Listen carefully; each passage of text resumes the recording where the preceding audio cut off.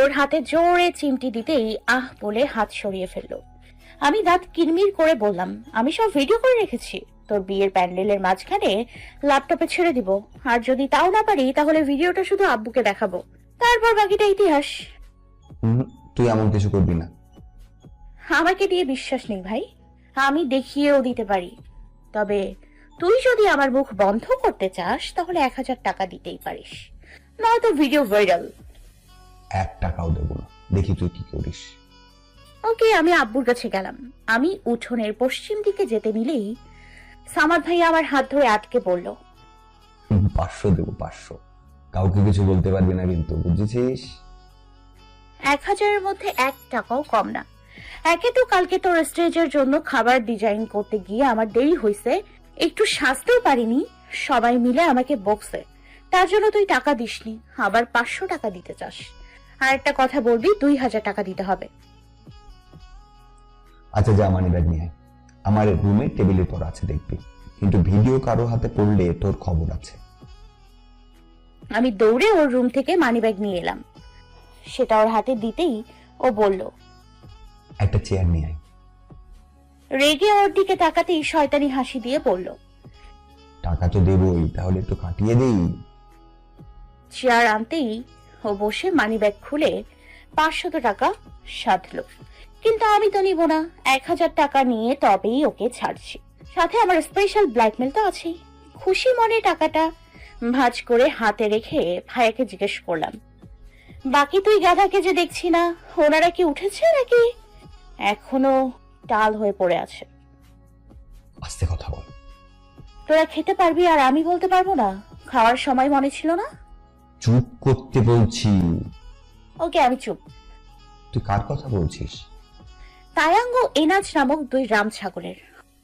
তায়াং, এনাজ, মুহিন ভোর সকালে শাহবাগ গিয়েছে বাসর ঘরের ফুড আনার জন্য। এতক্ষণে তো চলে আসারও কথা। ও আচ্ছা। ভাইয়া অনেকগুলো বন্ধু আসতেই আমি কথা না বাড়িয়ে সেখান থেকে চলে এলাম। বাকিগুলো পড়ে পড়ে ঘুমোচ্ছে। অন্য উঠেছে আমার আগে, কিন্তু ওকে খুঁজে পাইনি। চোখ জ্বলছে, ঘুম না হওয়ার ফল এটা। ঘড়ির কাঁটা এখন দুপুর 12টার ঘরে। রুমে দরজা আটকে আমি, নূর আপি, তন্নি, অরণ্যা অর্থে বসে আছি। খুশিতে না ভাই, বাইরের রং দিয়ে এক একটাকে ভূত বানাচ্ছে তার হাত থেকে রক্ষা পেতে। একটু আগে সবগুলো মিলে ভাইয়ার গোসলের জন্য কলসি করে পুকুর থেকে পানি এনে রাখতে না রাখতেই রং খেলা শুরু হয়ে গেল। শুরুটা করেছে তায়াং ভাইয়া, তারপর একে একে সব। এখন বাইরে যাওয়া মানে যেচে বিপদ ডেকে আনা। আমি শুধু একটা 3 পিস পরে নিয়ে গোসলে চলে গেলাম। আজ আমি গতকালের ভুল করছি না। গোসল থেকে বের হতেই দেখি সবগুলো রং দিয়ে ভূত হয়ে আছে। আমি হাসতে হাসতে খাটে গড়াগড়ি খেয়ে জিজ্ঞেস করলাম, সবাই এই অবস্থা কেন? অনন্যা বলল, আমাকে ছোট বাবা ডাক দিছে। আমি প্রথমে যেতে চাই না, তারপর জানালা দিয়ে উকি মেরে দেখলাম রং খেলা বন্ধ হয়ে গেছে। তাই ভালো বলে গেলাম। মেজো নানা ভাই মুখে অল্প একটু রং দিল, তারপর সবাই একসাথে আমাকে ধরলো আর বাকি সবাইকে বাইরে টেনে নিয়ে ভূত করছে। আমি হাসি আটকে বললাম, একদম ঠিক হয়েছে, বলছিলাম না কেউ ডাক দিলে না যেতে? গেলি কেন? অর্থী শরীরের রংগুলো ঝাড়তে ঝাড়তে আমাকে বলল, আমি তো ভালো মনেই গেলাম, তারপর এই অবস্থা।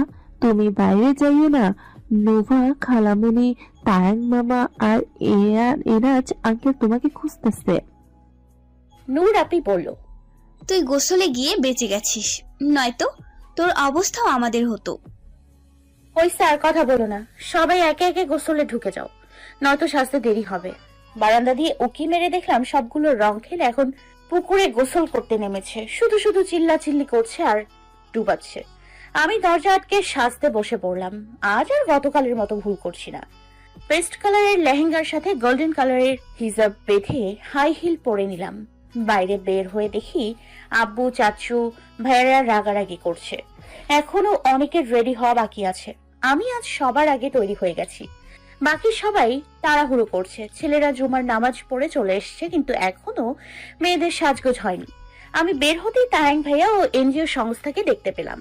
তায়াং ভাইয়া কালো কোট প্যান্ট পরেছে, এনাজের পরনে সাদা কোট প্যান্ট, ভেতরে পেস্ট কালারের শার্ট, অনেকটা আমার সাথে ম্যাচিং।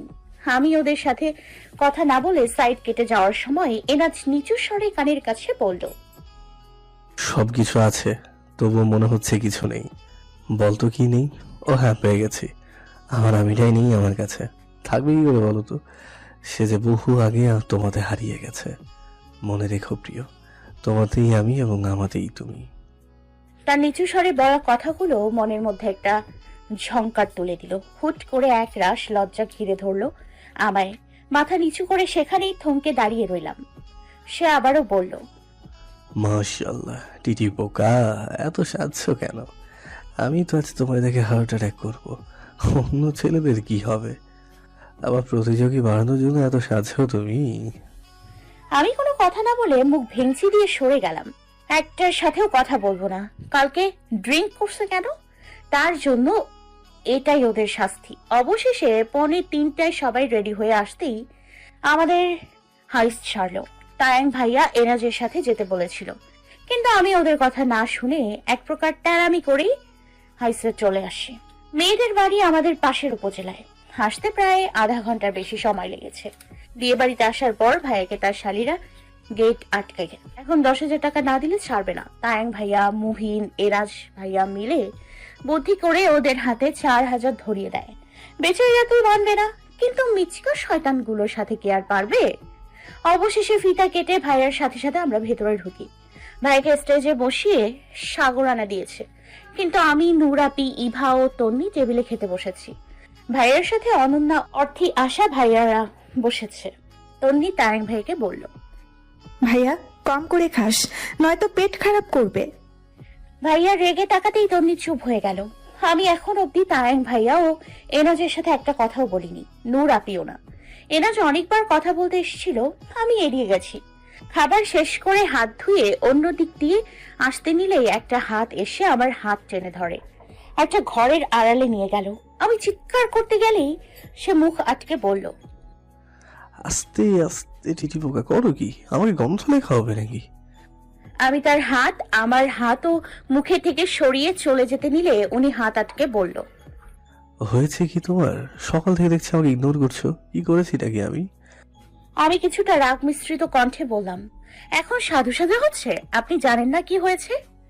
জানলে কি জিজ্ঞেস করতাম? জানেন না যখন, তাহলে আর জানতেও হবেও না। প্লিজ প্লিজ বলো না আমি কি করেছি। আমার ভুল হলে আমি অবশ্যই মাফ চাইবো।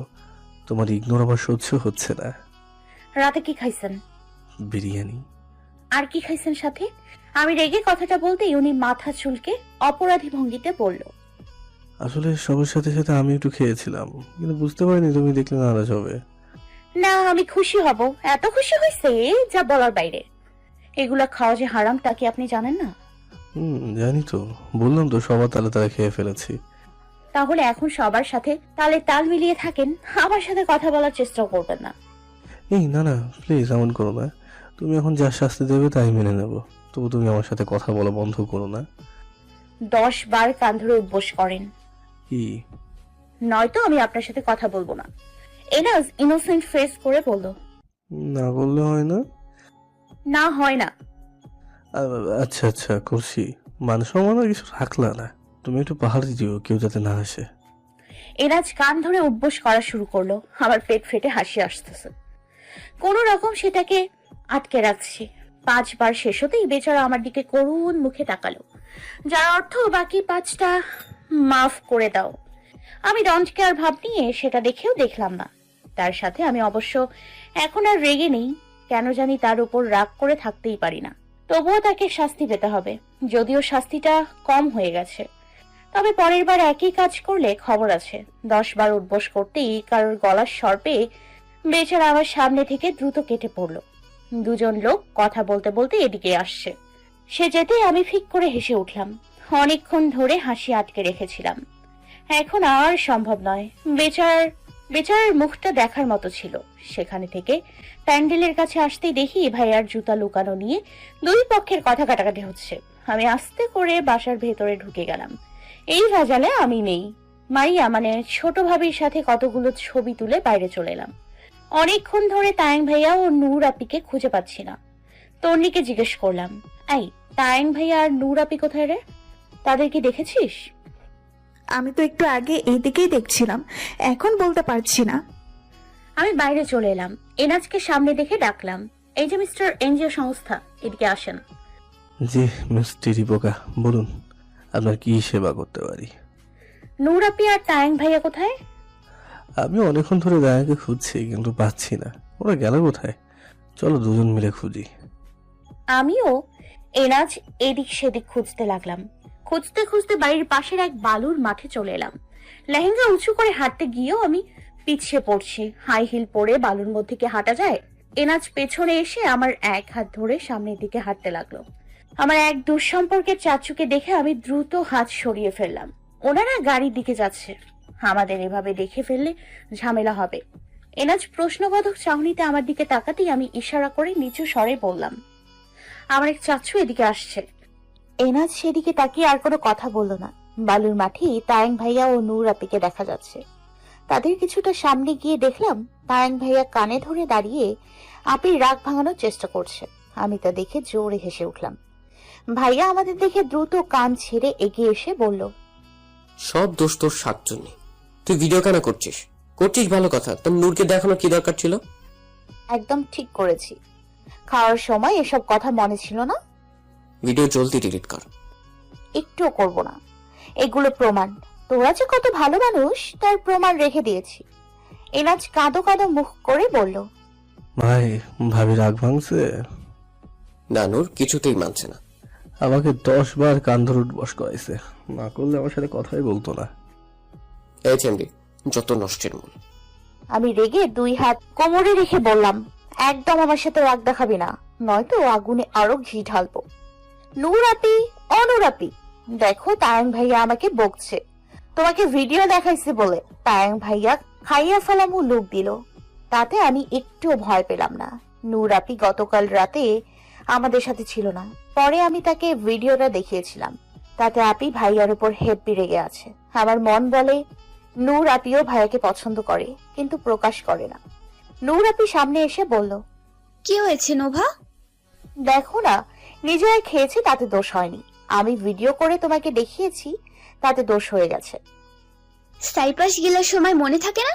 এখন ভিজে বিড়াল সাজা হচ্ছে।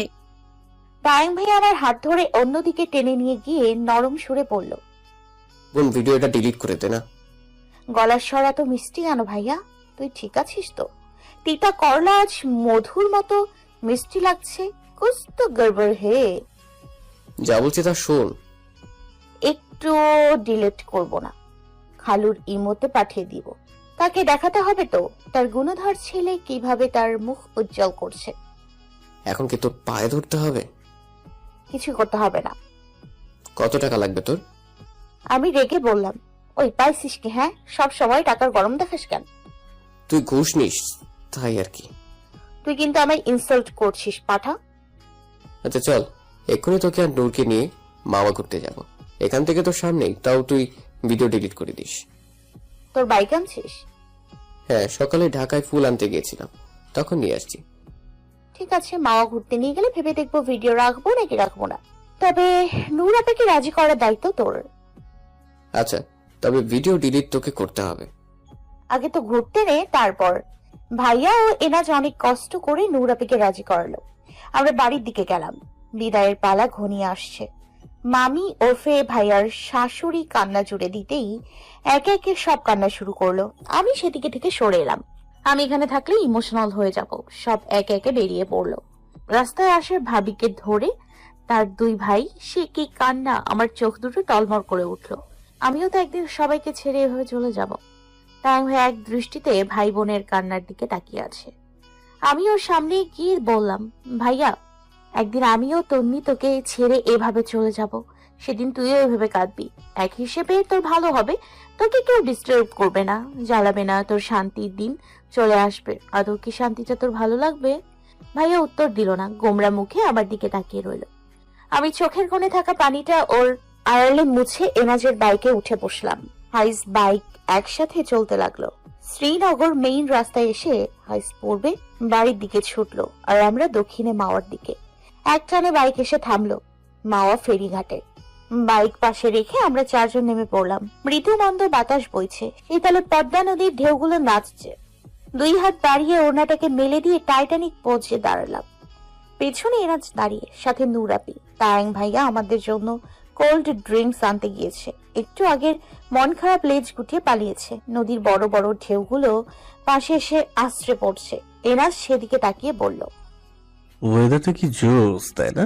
সন্ধ্যা হওয়ার আগে মুহূর্ত, পাখিরা তার নীড়ে ফিরছে, আবছা হালকা কুয়াশার চাদরে চারিপাশ ঢেকে আছে। আমার তো এমন ওয়েদার দেখে প্রেম প্রেম পাচ্ছে।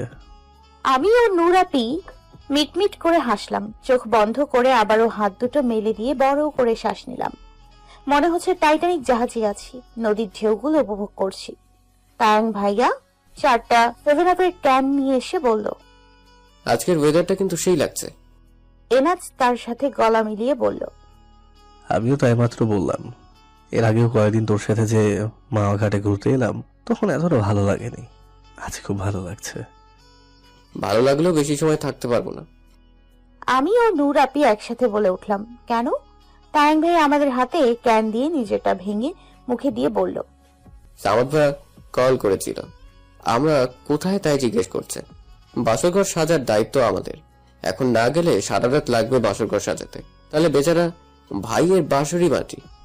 আমি জিজ্ঞেস করলাম, বাসর ঘর কে কে সাজাবে? এনাজ বলল, তুমি, আমি, নুরাপি, তায়াং, অনন্যা, মুহিন। তাহলে তো অনেক মানুষ, বেশি সময় লাগবে না। আর তো থেকে যাই। তায়াং ভাইয়া ক্যানের সবটুকু 7-Up এক চুমুকে খেয়ে ক্যানটাকে লাথি মেরে দূরে ফেলে বলল, ওকে, তবে বেশি সময় নয়। নূর আপি অপরাধী সুরে বলল, তন্বী যদি জানতে পারে ওকে ছাড়া আমরা মাওয়া ঘুরতে এসেছি, তাহলে নির্ঘাত আমাদের সাথে রাগ করবে। ওকে কেউ ভুলেও বলেন না যে ঘুরতে এসেছি এখানে। তায়াং ভাইয়া এনাজের হাত থেকে ক্যানটা ছো মেরে নিয়ে 2 ঢোক খেয়ে বলল, জানলে জানবে, বলবা তোর বয়ফ্রেন্ড থাকলে তোকে নিয়ে যেতাম, কিন্তু তোর তো বয়ফ্রেন্ড নেই, তাই তোকে নেইনি। নূর আপি তায়াং ভাইয়ের দিকে রাগি চোখে তাকাতেই ভাইয়া বেককল মার্কা হাসি দিল। আমি মিটমিট করে হেসে বললাম, তুই কি বড় ভাই নাকি অন্য কিছু? অবশ্যই বড় ভাই। এনাজ পশ্চিম দিকে আঙুল দিয়ে দেখিয়ে বলল। তায়াং, চল ওই দিকটা যাই। আমরা পশ্চিম দিকে চলে গেলাম।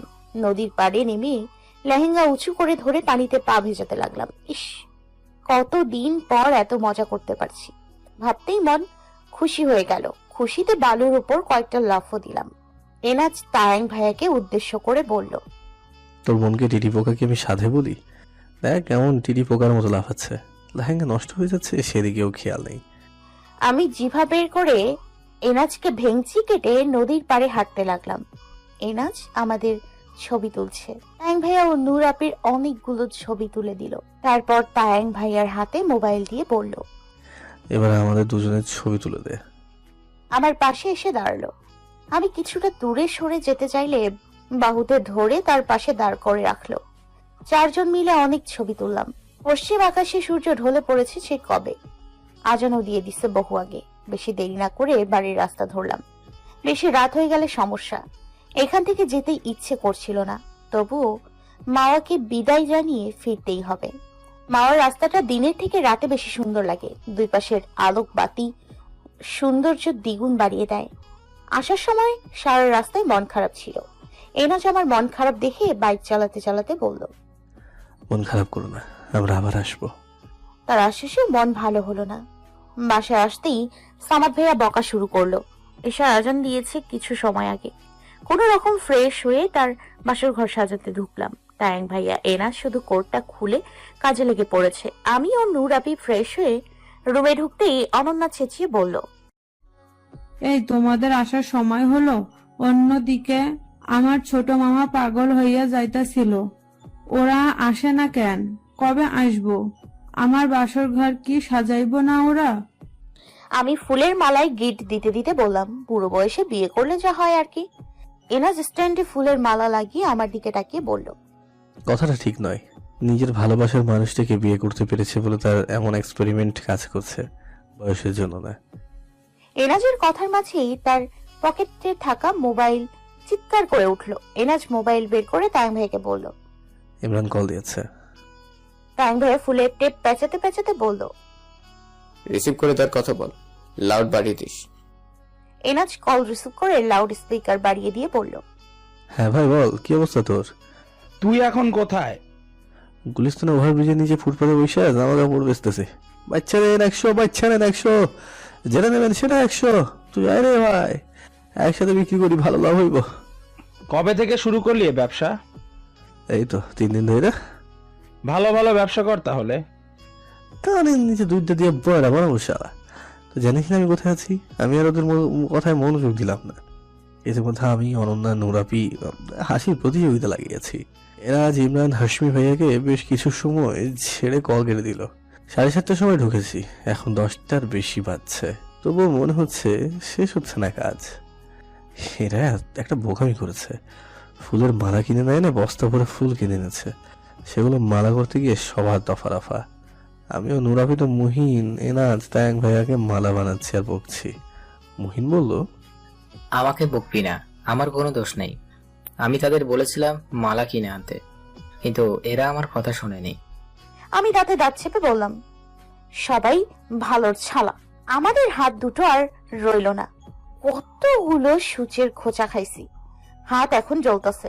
এখন রাগ লাগছে। আমরা মেয়ে 3জন মালা বানাচ্ছি আর ছেলে 3জন সেগুলো দিয়ে সাজাচ্ছে। তন্নি, অর্থি, ইভার খবর জানি না।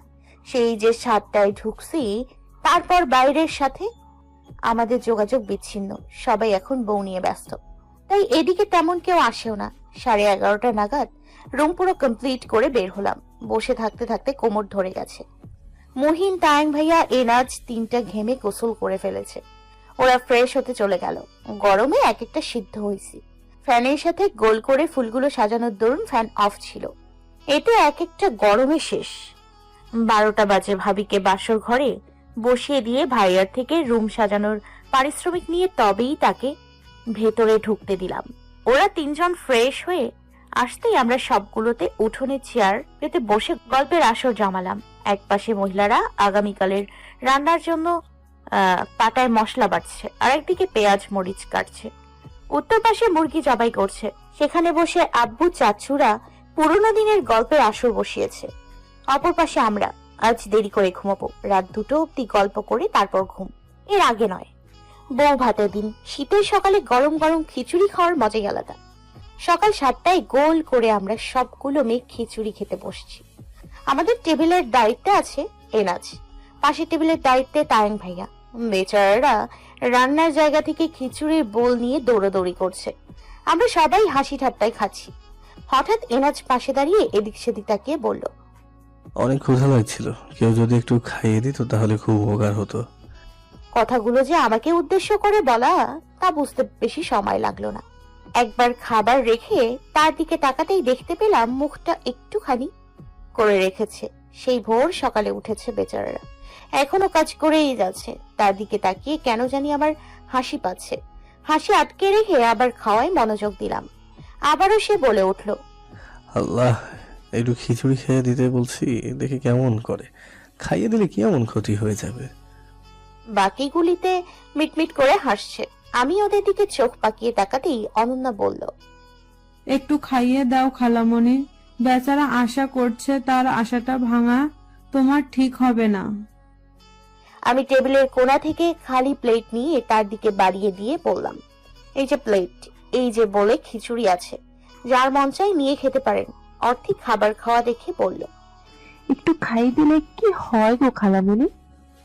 আমি ওর দিকে কটমট করে তাকিয়ে বললাম, তোর যখন এত দরদ, তুই খাইয়ে দে। আমি খাইয়ে দিতেছি, যাও, তোমার দিতে হবে না। আঙ্কেল এদিকে এসো। এনাজ খুশি মনে ওর দিকে যেতেই অর্থী তাকে খাইয়ে দিল। মুখে খাবার নিয়ে এনাজ বলল, এই না হলে আমার মামুনি, তোমাকে আমার ছেলের বউ করবো অর্থী। এমন কাজের মেয়ে আমি হাতছাড়া করছি না। অনন্যা বলল, আঙ্কেল এদিকে এসো, তোমাকে আমিও খাইয়ে দিব। ইস, আমার 2টা মা থাকতে কেন যে আমি অন্যকে খাইয়ে দিতে বললাম, সেধে অপমান হলাম। আমি তার দিকে ক্রূর দৃষ্টি নিক্ষেপ করে একটু জোরেই বললাম, যেচে অপমান হলে কারোর কোনো দোষ নেই।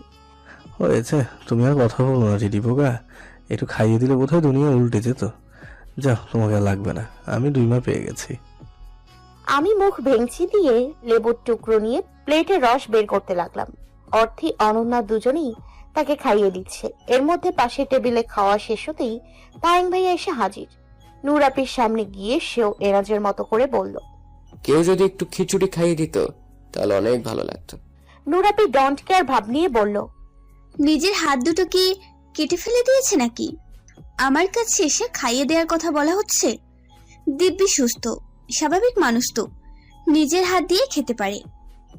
এনাজ আমার সামনে বিড়বিড় করে বলল। বোনগুলো সব একই রকম। আমি চোখ দুটো ছোট করে রাগী ভাবে তাকিয়ে তাকে বললাম, কি বলবেন? এনাজ দাঁত বের করে হে হে করে হেসে বলল, তুমি শুনে ফেলছো? জি আমি শুনে ফেলছি। তায়েং ভাইয়া নূর আপিকে উদ্দেশ্য করে আমাকে বলল, খাইয়ে দিবে না ভালো কথা, এত কথা শোনানো কি দরকার? আমি এনাজের দিকে তাকিয়ে শয়তানি হাসি দিয়ে বললাম, তায়েং ভাইয়া আয়, তোকে আমি খাইয়ে দিই। আমার কথা শুনে এনাজ রেগে আমার দিকে তাকালো। আমি সেই চাহনি তোয়াক্কা করে তায়েং ভাইয়ার দিকে এক লোকমা খিচুড়ি বাড়িয়ে দিতেই ভাইয়ার আগে এনাজ মুখে দিয়ে ফেললো। ঘটনার আকস্মিকতায় আমি বোকা বনে গেলাম। বাকি সবাই একসাথে হো হো করে চিৎকার করে উঠলো। আমি এখনো অবাক হয়ে সেভাবেই ছিলাম যেভাবে আছি। এনাজ কানের সামনে এসে ফিসফিস করে বলল, আমার অধিকার আমি আদায় করে নিতে জানি। সো কুল ডাউন মাই লাভ। আমি বিস্মিত চোখে তার দিকে তাকাতেই সে এক চোখ মেরে অনন্যার সামনে চলে গেল। ইভা তায়েং ভাইকে বলল, ভাইয়া আসেন, আমি খাইয়ে দেই। ইভার সাথে সাথে তন্নিও গলা মিলিয়ে বলল, ভাইয়া আসেন, আমি খাইয়ে দেই। তায়েং ভাই আফসোসের সুরে বলল, যার কাছে খেতে চাইলাম সে তো দিল না। তোরা যখন দিবি তাহলে আর মানা করবো কেন? দে খাইয়ে দে। একটা প্রবাদ আছে, সাধ্যে যে খায় না সে নাকি পরে চাইলেও পায় না। তাই এখন খেয়ে নেওয়া বেটার। আমি এদিক সেদিক তাকিয়ে তায়েং ভাইকে জিজ্ঞেস করলাম, সামাদ ভাই কি আজ বের হবে না নাকি সারাদিন ভবিষ্যতেই থাকবে? অনন্যা মুখ টিপে হেসে বলল, আরে বুঝো না কেন খালামণি, বুড়ো বয়সে বিয়ে করেছো, বউ রেখে কি বের হতে মন চাইবে? তায়েং ভাইয়া ফট করে বলে উঠল, সামাদ ভাই বোধহয় ফরজ গোসল না করে 10টার আগে বের হবে না। ভাইয়ার কথা আমরা যে কয়জন বুঝলাম তারা সবাই লজ্জায় এক হাতে মুখ ঢেকে ফেললাম। অর্থীও ইভা শুধু বোঝেনি, তাই ওরা বোকার মতো আমাদের দিকে তাকিয়ে রইল। এনার্জি ভাই কামড় দিয়ে অন্যদিকে ঘুরে গেল। তায়েং ভাই আমার পাশেই দাঁড়িয়েছিল। আমি জোরে ওর পায়ে একটা লাথি দিয়ে বললাম, মুখে কি পর্দা নাই তোর? হ্যাঁ পাঠা, পাঠা কি তোকে সাধে বলি আমি? বড় ভাইয়ের নামে ছোট বোন ভাগ্নির সামনে কি বলিস? হ্যাঁ মাথার স্ক্রু কি ঢিলা হয়ে গেছে? নূর আপি বলল, মাঝে মাঝে লাজ শরম হাওয়া হয়ে যায় তার, কোথায় কি বলে ফেলে তা নিজেও জানে না। শাহিনুর আপু আমাদের দিকে আসতে এই বিষয়টা ঢাকা পড়ে গেল। শাহিনুর আপু খিচুড়ির বোল নিয়ে ঘরে যাওয়ার সময় এনাজ তায়েং ভাইকে ডেকে বলল, ভাই তোমরা একটু সময় করে খেয়ে নিও, নিজের বাড়ির অনুষ্ঠান মনে করে খেয়ে নিবা, কারোর জন্য অপেক্ষা করবা না। কি বললাম শুনছো? এনাজ আশ্বাসের সুরে বলল, চিন্তা করবেন না আব্বু, আমরা সময় মতো খেয়ে নেব। আমাদের নিয়ে আপনি একটু টেনশন করবেন না, আমরা আপনাদের নিজেদেরই মানুষ। এখন কি খাইছো তোমরা? না খেয়ে জলদি খেয়ে নাও। সব দিকে তো নজর দিতে পারছি না ভাই, তোমরা থাকায় ঝামেলা একটু কম সামলাতে হচ্ছে আমার। তোমরা খেয়ে নিও। তায়েং ভাইয়া বলল, আপু আমাদের নিয়ে আপনি নিশ্চিন্তে থাকেন, আমাদের ক্ষুধা লাগলে খেয়ে নিব। আচ্ছা ভাই, কোনো শরম পাবা না, যা খেতে মন চাইবে হাত দিয়ে নিয়ে খেয়ে ফেলবে। শাহিনুর আপু চলে গেল। আমি প্লেটে আঁকি বুকি করছি, কিন্তু খাবার মুখে দিচ্ছি না। তায়েং ভাইকে ইভা তন্নি খাইয়ে দিচ্ছে। আমি অনেক ভেবে আর এক লোকমা নিয়ে এনাজের দিকে বাড়িয়ে দিলাম। এনাজ চোখ দুটো রসগোল্লা বানিয়ে খাবারটুকু মুখে নিল। তারপর তা তায়েং ভাইয়াকে উদ্দেশ্য করে বলল, ভাই আমাকে ধর, আমার মাথা ঘুরছে, এটা আমার টিটি পোকা হতেই পারে না। আমি মুচকি হেসে এক হাতে মুখ ঢেকে ফেললাম। নূর আপিও সেম কাজ করলো। তায়েং ভাইয়াও অবাক। ওদের দুই বন্ধুর মুখ দেখে আমি ও নূর আপি ঠিক করে একসাথে হেসে উঠলাম। সকালে শিশির ভেজা ঘাসে খালি পায়ে হাঁটার মতো মজা আর কিছুতেই নেই। অন্যরকম একটা ভালো লাগা কাজ করে। জুতা খুলে খালি পায়ে শিশির ভেজা ঘাসে হাঁটছি।